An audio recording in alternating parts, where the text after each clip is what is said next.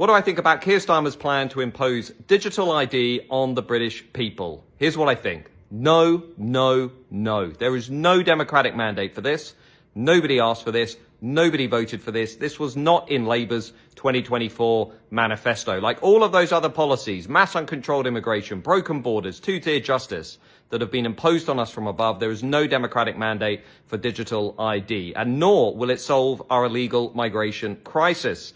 That's what Keir Starmer says, but that is nonsense. Many countries around the world have comprehensive identity cards and checks, but they still have an illegal migration crisis, like Germany and France. And we have 1.2 million illegal migrants in the UK who have clearly, easily been using the black economy with no problem. If you want to solve the border crisis, you need to leave the European Convention on Human Rights. You need to repeal Tony Blair's Human Rights Act. You need to detain and deport anybody who arrives in the country illegally. And you need to end the welfare and housing regime for people who are breaking our laws. So look, what this is about, digital ID, be clear, is state overreach. The state wants to accumulate more power at your expense.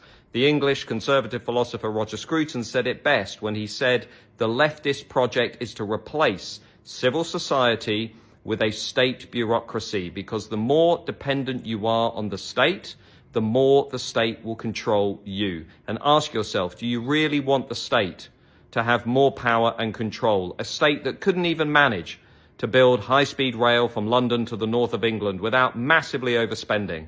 A state that gave us two-tier vaccine passports. A state that wanted two-tier justice.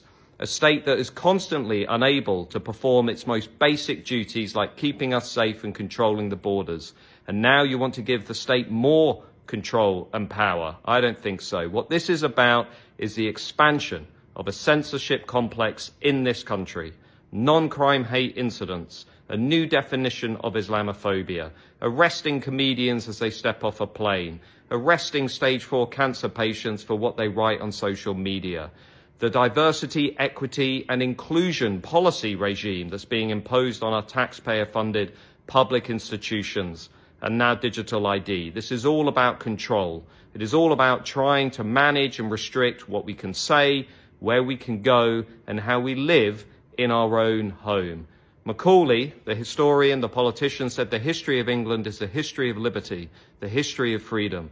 They want to curtail our freedom. They want to curtail our liberty. We must resist digital ID. If you think the same as I do, come and join me at mattgoodwin.org. We've got 85,000 people all in a community, think the same, concerned about the country. They want to make change. See you there.